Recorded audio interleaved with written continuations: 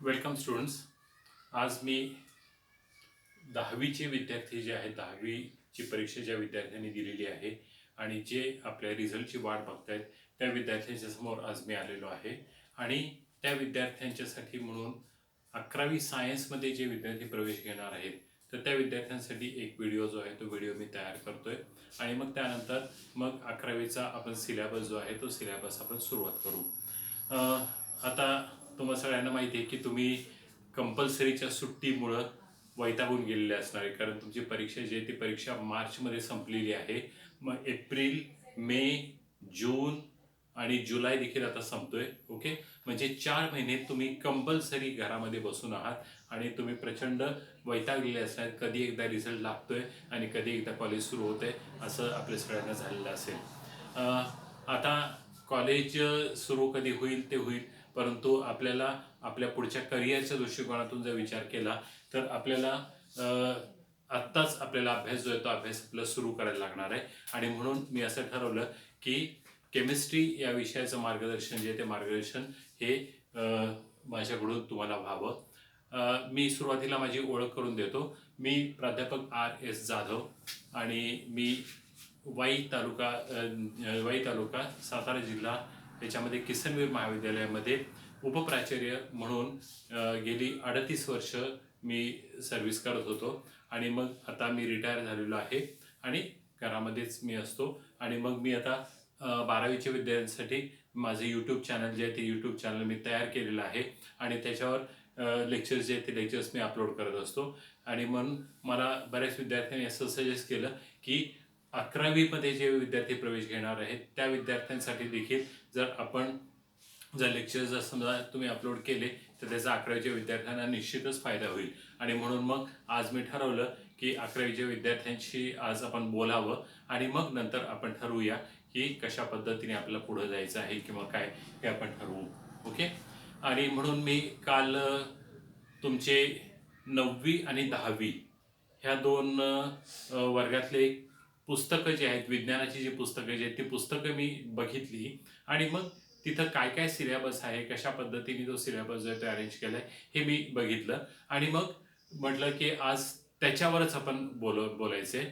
आणि मग नंतर माझ्या असं लक्षात आलं, ज्या वेळेला मी पुस्तक बघितलं त्यावेळेला केमिस्ट्री या विषयाच्या संदर्भामध्ये माहिती जी आहे ती पहिल्यांदा 9वीमध्ये आलेली आहे. ओके, आणि 9वीमध्ये ज्यावेळेला माहिती आली त्यावेळेला त्यांनी काय केलं होतं तर 9वीच्या सिलेबसमध्ये मेजरमेंट ऑफ मॅटर हा एक टॉपिक जो आहे तो टॉपिक त्याच्यामध्ये आलेला आहे. त्याच्यानंतर दुसरा जो आहे तो ऍसिड, बेस आणि सॉल्ट आलेला आहे. आणि तिसरा जो आहे तो कार्बनची माहिती जी आहे ती माहिती त्यांनी दिली आहे. असे 3 टॉपिक्स हे केमिस्ट्रीशी रिलेटेड हे 9वीच्या सिलेबसमध्ये जे ते सिलेबसमध्ये इंट्रोड्यूस केलेले आहेत. ओके, पण मला कुठंही केमिस्ट्रीची डेफिनेशन जी आहे ती डेफिनेशन मला दिसली नाही. काय होतं की ज्या वेळेला तुम्ही 11वी सायन्समध्ये ॲडमिशन घेता आणि तुम्ही पहिल्याच दिवशी कॉलेजमध्ये येता आणि केमिस्ट्री टीचर तुमच्याकडे येतात आणि ते त्यांची इंट्रोडक्शन जी आहे ती इंट्रोडक्शन करून देतात. आणि इंट्रोडक्शन झाल्यानंतर ते म्हणतात की मी केमिस्ट्री हा विषय जो आहे हा विषय मी शिकवणार आहे. आणि त्यांची सुरुवात असते व्हॉट इज केमिस्ट्री, केमिस्ट्री म्हणजे काय.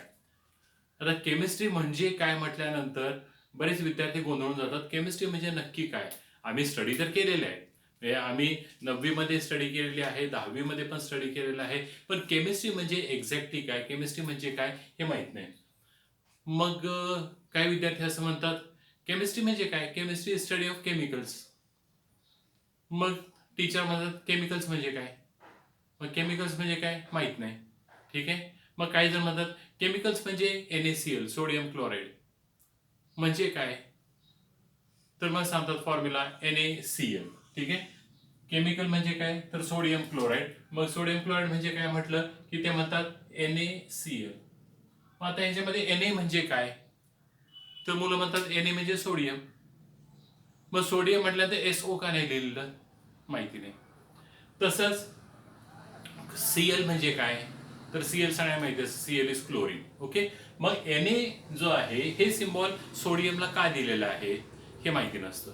ओके, बेसिकली केमिस्ट्री म्हणजे काय हेच आमच्या विद्यार्थ्यांना माहिती नसतं आणि तरीही विद्यार्थी केमिस्ट्री जे आहे हे शिकायला सुरुवात करतात.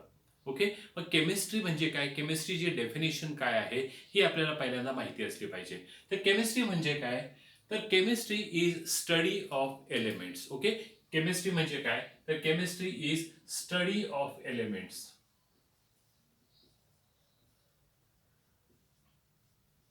Okay, chemistry is study of elements. एलिमेंट्सचा स्टडी. मग एलिमेंट म्हणजे काय, तर मराठीमध्ये त्याला मूलद्रव्य असं आपण म्हणतात. आणि त्या मूलद्रव्य आपल्याला माहिती आहे की आपल्या ह्याच्यामध्ये युनिव्हर्समध्ये मूलद्रव्य जे आहेत ते 118 मूलद्रव्य किंवा 118 एलिमेंट्स आहेत. ओके, तर 118 एलिमेंट्सचा स्टडी हा केमिस्ट्रीमध्ये असणार आहे. So chemistry is the study of elements. Okay, then their properties, त्या एलिमेंटच्या प्रॉपर्टीज. ओके, त्याचे गुणधर्म जे आहेत ते गुणधर्म आपल्याला स्टडी करायचे. Okay, properties. त्याच्यानंतर युजेस, त्यांचा वापर जो आहे तो वापर कुठं कुठं होतो, डे टू डे लाईफ मध्ये आपण त्याचा वापर जो आहे तो वापर कुठं कुठं आपण करतो. ओके, त्याच्यानंतर कॉम्बिनेशन.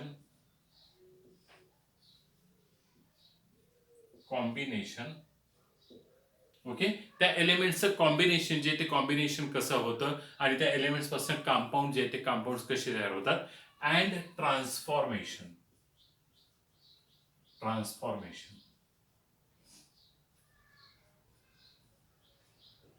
म्हणजे एका एलिमेंटचं रूपांतर जे आहे ते रूपांतर दुसऱ्या एलिमेंटमध्ये होतं किंवा नाही.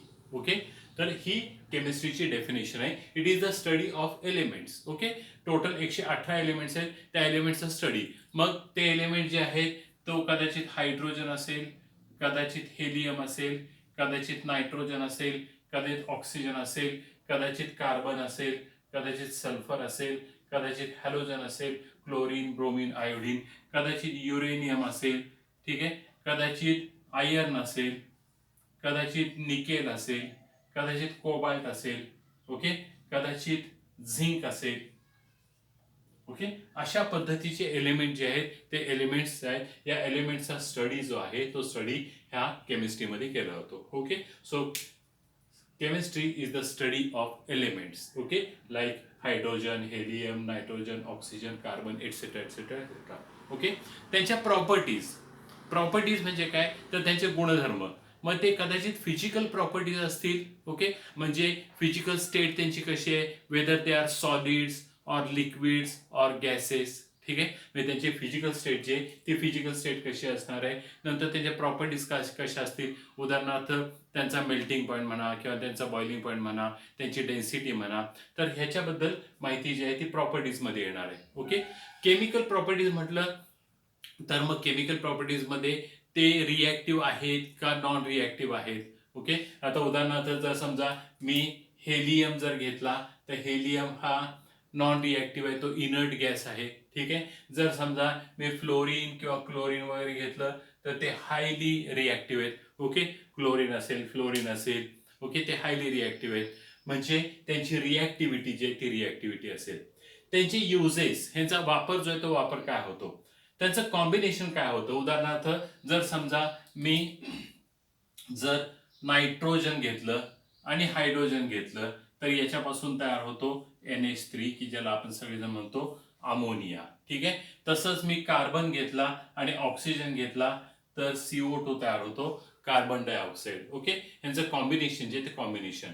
किंवा जर समजा मी Zn घेतला, झिंक घेतला आणि त्याच्यामध्ये मी क्लोरीन टाकला तर तयार होतं ZnCl2. ओके, तसंच मी कार्बन घेतला आणि हायड्रोजन घेतला तर त्यापासून तयार होतो CH4. ओके, आता हे जर समजा तुम्ही ऑब्झर्व केलं किंवा समजा मी सोडियम घेतला आणि त्यामध्ये मी क्लोरीन टाकला तर NaCl तयार होतो. ओके, अशा पद्धतीने कॉम्बिनेशन जे ते कॉम्बिनेशन तुम्हाला दिसतील. आता हे कॉम्बिनेशन मध्ये जर समजा तुम्ही जर व्यवस्थित जर बघितलं तर मी एक कार्बन इथं 4 हायड्रोजन जोडलेले. ओके, म्हणजे एक कार्बन आणि 4 हायड्रोजन असे आपण घेतलेले आणि CH4 पण असे लिहिलेले. ओके, पण ज्यावेळेला मी नायट्रोजन घेतला त्यावेळेला मी 3च हायड्रोजन घेतले आणि NH3 लिहिलं. ओके, ज्यावेळेला मी कार्बन घेतला त्यावेळेला मी 2च ऑक्सिजन घेतले, CO2 लिहिलं. ओके, तसंच झिंक घेतला 2 Cl लिहिले. सोडियम घेतला एक, क्लोरीन एकच घेतला. ओके, म्हणजे कॉम्बिनेशन करत असताना मी ते जे एलिमेंट जे आहेत ते एलिमेंट्स मी वेगवेगळ्या कॉम्बिनेशन मध्ये घेतले. ओके, कॉम्बिनेशन मध्ये म्हणजे कसं, तर एका कार्बनला मी 4 हायड्रोजन दाखवले इथं, नायट्रोजन घेतला तर 3च हायड्रोजन दाखवले, कार्बन घेतला तर 2 ऑक्सिजन दाखवले. ओके, झेडएन घेतला तर 2 क्लोरीन दाखवले, किंवा सोडियम घेतला तर एकच क्लोरीन दाखवलेलं आहे. म्हणजे हे कॉम्बिनेशन होत असताना, ठीक आहे, ते जे एलिमेंट जे आहे ते एलिमेंट्स कशा पद्धतीने कॉम्बिनेशन होतात, म्हणजे लॉज ऑफ केमिकल कॉम्बिनेशन हे जे आहेत हे आपल्याला ह्या केमिस्ट्रीमध्ये स्टडी करायचं असतं. मग कॉम्बिनेशन आणि study of elements, properties, uses, combination and transformation. Okay, आता ट्रान्सफॉर्मेशन म्हणजे काय, तर conversion of one element into another element. Okay, conversion of one element into another element. आता तुम्ही म्हणाल की हाऊ इज इट पॉसिबल, एका एलिमेंटचं रूपांतर दुसऱ्यामध्ये कसं होईल, म्हणजे थोडक्यात काय, तर मी जर समजा कार्बन घेतला आणि कार्बनचं रूपांतर मला नायट्रोजन मध्ये करायचंय, हे कसं शक्य आहे, कार्बनचं रूपांतर नायट्रोजन मध्ये होणार नाही, कारण कार्बनच्या प्रॉपर्टीज वेगळ्या, नायट्रोजनच्या प्रॉपर्टीज वेगळ्या, मग ते दोन एकमेकांमध्ये कसे कन्वर्ट जे ते कन्वर्ट होऊ शकतील. ओके, किंवा जर समजा मला वाटलं की हायड्रोजनचं रूपांतर जे आहे ते मला हेलियम मध्ये करायचंय. ओके, हायड्रोजनचं रूपांतर हेलियम मध्ये करायचंय, तर तुम्ही म्हणाल दिस इज क्वाईट इम्पॉसिबल, हे शक्य नाहीये, म्हणजे एका एलिमेंटचं रूपांतर दुसऱ्या एलिमेंटमध्ये होणं शक्य नाही.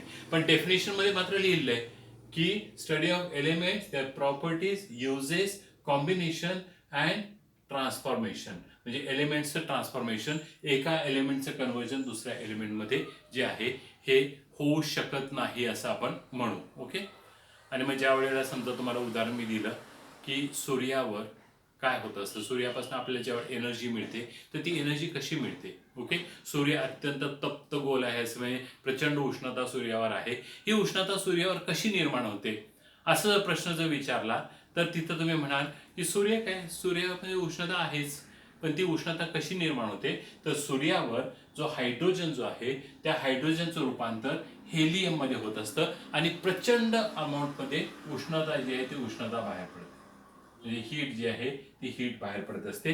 म्हणजे one element is converted into another element and at that time the large amount of heat is given out. Okay, आणि मग ती हीट जी आहे ती आपल्या पृथ्वीपर्यंत आपल्याला मिळते. मग ते हीटच्या स्वरूपात असेल एनर्जी, किंवा लाईटच्या स्वरूपात ती एनर्जी जी आहे ती एनर्जी असेल. ओके, म्हणजे एका एलिमेंटचं कन्वर्जन दुसऱ्या एलिमेंटमध्ये पॉसिबल आहे. तसंच मी जर युरेनियम घेतला तर त्याचं रूपांतर जे आहे ते थोरियम मध्ये होऊ शकतं, म्हणजे one element is converted into another element, आणि याला आपण म्हणतो रेडिओ ऍक्टिव्हिटी.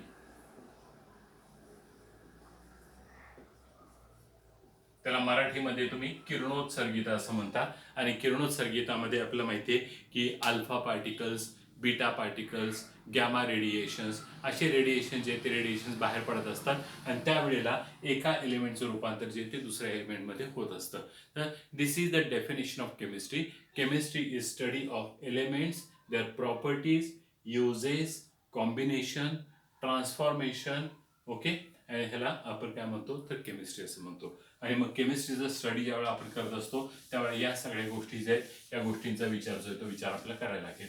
आता ज्या वेळेला आपण केमिस्ट्री स्टडी करतो त्यावेळेला आपल्या 9वीच्या पुस्तकामध्ये मी मगाशी तुम्हाला सांगितलं की जे टॉपिक जे आहेत त्या टॉपिक्समध्ये एक टॉपिक जो आहे तो मेजरमेंट ऑफ मॅटर. मॅटरचं मेजरमेंट जे आहे त्या मेजरमेंटच्या संदर्भामध्ये हे केलं आहे. आणि त्याच्यामध्ये मग काय तर laws of chemical combination, chemical कॉम्बिनेशनचे लॉज काय आहेत, म्हणजे एक एलिमेंट हा दुसऱ्या एलिमेंटमध्ये ज्या बरोबर ज्यावेळेला कंबाईन होतो त्यावेळेला त्यांचे लॉज काय. जसं मी मगाशी बोललो की मिथेन ज्यावेळेला तयार होतो त्यावेळेला एक कार्बन आणि 4 हायड्रोजन्स एकत्र येतात आणि मिथेन तयार होतो. ओके, हे असं का होतं, म्हणजे एका कार्बनला 4 हायड्रोजन्स का लागतात, म्हणजे थोडक्यात काय तर कार्बनची व्हॅलन्सी जी आहे ती व्हॅलन्सी म्हणजे काय, म्हणजे कार्बनची कंबायनिंग कॅपॅसिटी काय आहे, तर कार्बनची कंबायनिंग कॅपॅसिटी जी आहे ती 4 लोकांना संगती घेण्याची आहे, आणि म्हणून मिथेन जो आहे तो मिथेन तयार होतो. तसंच जर समजा मी नायट्रोजन घेतलं आणि त्याच्यामध्ये हायड्रोजन जर टाकले तर मला मिळतं NH3, म्हणजे थोडक्यात नायट्रोजनची व्हॅलन्सी किती आहे, तर 3 हायड्रोजन्स घेण्याची आहे, म्हणजे नायट्रोजनची व्हॅलन्सी 3 आहे, म्हणजे combining capacity of nitrogen is 3. Okay, अशा पद्धतीने आपल्याला व्हॅलन्सी म्हणजे काय ते बघायचंय.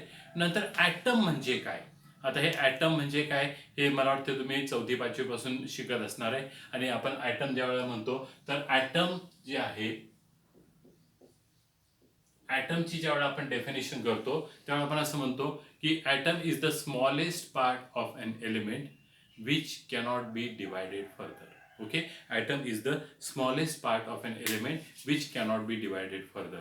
म्हणजे एखादा एलिमेंट जर आपण घेतला तर त्या एलिमेंट मधला अत्यंत लहान भाग जो आहे त्याला आपण ॲटम असं म्हणतो. Okay, so atom is the smallest part of an element which cannot be divided further. आणि मग ज्या वेळेला आपण ॲटम बद्दल आपण माहिती बघायला सुरुवात केली, जसं आपण शिकत गेलो तसं ॲटम बद्दल माहिती आपण बघायला सुरुवात केली. आणि मग आपण असं म्हटलं की atom has a centrally located nucleus. Okay, atom मध्ये एक न्यूक्लियस असतो. ठीक आहे, त्या न्यूक्लियसमध्ये प्रोटॉन्स असतात, त्या न्यूक्लियसमध्ये न्यूट्रॉन असतात आणि इलेक्ट्रॉन जे ते इलेक्ट्रॉन्स बाहेर फिरत असतात. ओके, प्रोटॉन्स पॉझिटिव्हली चार्ज आहेत, न्यूट्रॉन्स चार्जलेस आहेत आणि इलेक्ट्रॉन जे ते निगेटिव्हली चार्ज आहेत. मग जेवढे प्रोटॉन्स त्या ॲटम मध्ये असतील तेवढे इलेक्ट्रॉन जे ते इलेक्ट्रॉन बाहेर असतात. ओके, आता ज्या वेळेला आपण ॲटमची डेफिनेशन करतो त्यावेळेला आपण असं म्हणतो की atom is the smallest part of an element. Okay, which cannot be divided further असं आपण म्हणतो. आता हे माझं वाक्य जे आहे हे वाक्य हे नंतर मी खोडून काढणार आहे. It can be divided further म्हणजे ॲटमचं डिव्हिजन जे ते डिव्हिजन होऊ शकतं, पण हे मी नंतर काहीतरी बोलणार आहे. आता सध्या मी असं म्हणतो atom is the smallest part of an element. आणि मग शिकवत असताना आपले शिक्षक काय करतात की ॲटम जो आहे तो इतका छोटा आहे, इतका छोटा आहे, इतका छोटा आहे की टाचणीच्या टोकावर लाखो ॲटम्स बसतील. ओके, टाचणीच्या टोकावर लाखो ॲटम्स बसतील. आता ज्या वेळेला असं म्हटलं जातं त्यावेळेला आपल्याला ॲटम खरोखरच छोटा जो आहे हे आपल्याला हे होतं, कारण टाचणीचं टोक जे आहे ते किती बारीक असते आपल्याला माहिती आहे. आणि त्याच्या टोकावर जर लाखो ॲटम बसत असतील तर ॲटम किती छोटा असेल ही कल्पना जी आहे ही कल्पना आपण करू शकतो. ओके, आणि मग त्यावेळेला जर समजा मी तुम्हाला असं म्हटलं की ॲटम म्हणजे काय, तर ॲटम मध्ये न्यूक्लियस असतो, त्या न्यूक्लियसमध्ये प्रोटॉन्स असतात, त्या न्यूक्लियसमध्ये न्यूट्रॉन असतात आणि इलेक्ट्रॉन जे ते इलेक्ट्रॉन बाहेर फिरत असतात. ओके, असं जर समजा मी म्हटलं तर तुम्ही म्हणाल काय टाचणीच्या टोकावर लाखो ॲटम बसतात समजलं. आणि मग कोणी जाऊन त्या ॲटममध्ये डोकावून बघितलंय की त्याच्यामध्ये न्यूक्लियस आहे, त्यामध्ये प्रोटॉन न्यूट्रॉन आहेत, इलेक्ट्रॉन बाहेर फिरत आहेत. मग त्यावेळेला मला आमच्या एका सरांची आठवण येते. वे बॅक इन 1980s 1980 सालामध्ये मी ज्या वेळेला MSc करत होतो त्यावेळेला आम्हाला एक शिक्षक होते आणि ते शिक्षक ज्यावेळेला शिकवायचे त्यावेळेला ते म्हणायचे कन्सिडर अ स्मॉल ॲटम. त्यांचा स्मॉल ॲटम एवढा असायचा. Okay, and it has a centrally located nucleus. त्यांचा न्यूक्लियस एवढा असायचा. ठीक आहे, and electrons are revolving around the nucleus. अशा पद्धतीने ते दाखवायचे. आणि मग ज्या वेळेला ते अशा पद्धतीने दाखवायचे त्यावेळेला मग आता consider a small atom. Okay, त्यांचा स्मॉल ॲटम एवढा असायचा आणि मग त्याच्यामधला न्यूक्लियस एवढा असायचा. आता ते टाचणी टोकावर बसतात किंवा काय त्याचा पुढचा विचार आपण करू. म्हणजे आता जर समजा ज्यावेळेला जर तुम्हाला जर ॲटमचा साईज एवढा आहे असं ज्यावेळेला तुम्हाला म्हटलं जातं, ओके, त्यावेळेला मग तुम्हाला दिसतं की आतमध्ये न्यूक्लियस आहे आणि इलेक्ट्रॉन जे ते इलेक्ट्रॉन्स त्या न्यूक्लियसच्या भोवती फिरतायत आणि ते न्यूक्लियसमध्ये प्रोटॉन आणि न्यूट्रॉन खरोखर असतील. ओके, म्हणजे ही कन्सेप्ट जी आहे ही कन्सेप्ट क्लिअर करण्यासाठी म्हणून त्यांचा तो स्मॉल न्यूक्लियस जो आहे तो एवढा असायचा. ओके, आता जर समजा आपण कन्सिडर स्मॉल ॲटम असं जर समजा आपण म्हटलं आणि मग खरोखर जर विचार केला तर ॲटम जो आहे त्याचा साईज आणि न्यूक्लियस जो आहे त्या न्यूक्लियसचा साईज. ओके, न्यूक्लियस म्हणजे फुटबॉल असं आपण कन्सिडर केलं. न्यूक्लियस म्हणजे काय तर फुटबॉल. ओके, तर इलेक्ट्रॉन जे आहेत ते न्यूक्लियसच्या बाहेर आहेत. ओके, म्हणजे ॲटमचा साईज जो आहे तो साईज फुटबॉलचे 3 ग्राउंड्स घ्यायला लागतील. म्हणजे फुटबॉलचं एक ग्राउंड पलीकडे एक आणि या साईडला एक. ओके, असे 3 ग्राउंड्स घातल्यानंतर जो साईज होईल तो ॲटमचा असणार आहे. ओके, आणि आता कन्सिडर करा की ॲटमचा साईज हा किती लहान आहे आणि त्या कम्पॅरिझनमध्ये त्या फुटबॉलचा साईज किंवा न्यूक्लियसचा साईज केवढा आहे. मग आपण जर समजा न्यूक्लियसला फुटबॉल एवढं जर म्हटलं तर ॲटमचा साईज न्यूक्लियसच्या कम्पॅरिझनमध्ये किती मोठा असेल याचा विचार जो आहे तो विचार आपलं करणं अत्यंत आवश्यक आहे. म्हणजे थोडक्यात काय तर ॲटमचा साईज अत्यंत लहान, ओके, पण फुटबॉलचे 3 ग्राउंड, ओके, एकत्र केल्यानंतर, आणि न्यूक्लियसचा साईज खूप खूप खूप खूप लहान म्हणजे फुटबॉल एवढा. ओके, सो ॲटम म्हणजे काय, ॲटमची डेफिनेशन, आणि मग नंतर स्ट्रक्चर ऑफ ॲटम. ॲटमचे स्ट्रक्चर जे आहे ते स्ट्रक्चरच्या संदर्भामध्ये ही माहिती जी आहे ती माहिती म्हणजे ॲटम जो आहे त्याची डिस्कवरी कशी झाली, ॲटम कसा शोधून काढला गेला. ओके, आणि मग त्यामध्ये आत्ता मी सांगितल्याप्रमाणे ॲटममध्ये हा न्यूक्लियस असतो, त्यामध्ये प्रोटॉन आणि न्यूट्रॉन असतात, इलेक्ट्रॉन्स जे आहेत ते इलेक्ट्रॉन्स बाहेर फिरत असतात वगैरे वगैरे वगैरे. ओके, आणि मग वेगवेगळ्या सायंटिस्टनं वेगवेगळे मॉडेल जे आहेत ते मॉडेल्स कशा पद्धतीने सांगितले, ॲटमचे मॉडेल जे आहेत ते कसे मांडले, आणि ॲटमचं स्ट्रक्चर जे आहे त्या स्ट्रक्चर संदर्भामध्ये माहिती जी आहे ती माहिती दिली. ओके, त्यानंतर कंपाऊंड्स. कंपाऊंड्स म्हणजे काय,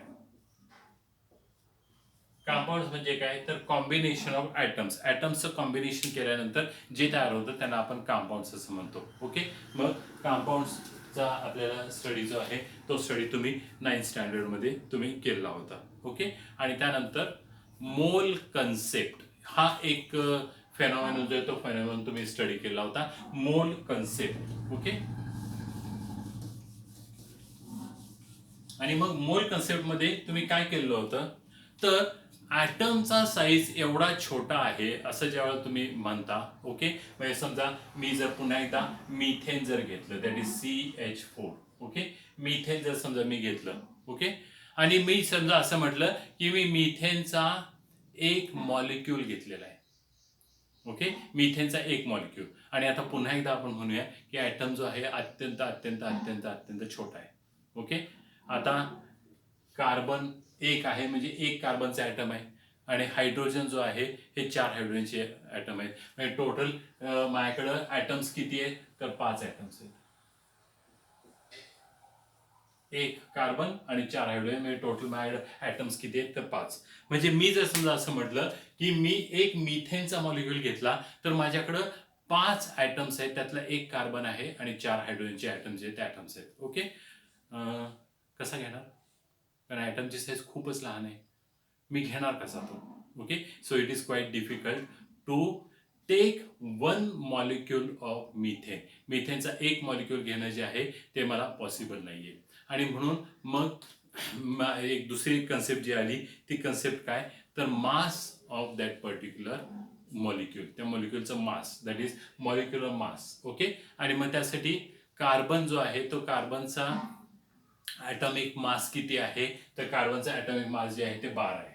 ओके, हायड्रोजनचा ॲटॉमिक मास किती आहे तर हायड्रोजनचा ॲटॉमिक मास 1 आहे, आणि टोटल 4 हायड्रोजन्स आहेत म्हणजे किती झाले तर 4, म्हणजे 12 आणि 4 किती 16. मी ज्या वेळेला 16 ग्रॅम मिथेन ज्या वेळेला घेतो, ओके, त्यावेळेला त्याच्यामध्ये मॉलिक्यूलची संख्या असते 6.022 इंटू 10⁻23, म्हणजे 6 वर 0 22 आणि नंतर मग पुढं 20 शून्य द्यायचे. ओके, एवढी संख्या जी आहे ती संख्या, तेवढे ॲटम जे आहेत त्या ॲटम्स हे 16 ग्रॅम ह्या मिथेनमध्ये असतात.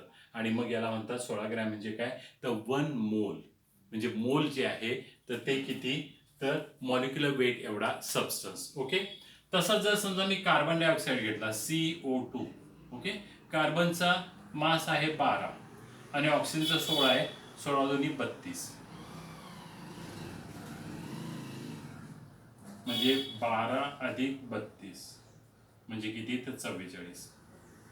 मी ज्या वेळेला 44 ग्रॅम कार्बन डायऑक्साईड घेतो त्यावेळेला त्याच्यामध्ये मॉलिक्युल्स किती असतात तर 6.022 इंटू 10⁻23. ओके, मग ही कन्सेप्ट जी आहे दॅट इज कॉल्ड एज मोल कन्सेप्ट. त्या मोल कन्सेप्ट बद्दल आपण ह्या 9वी मध्ये थोडंफार शिकलेलो आहे, परत 11वी मध्ये देखील आपण हे शिकणार आहोत. ओके,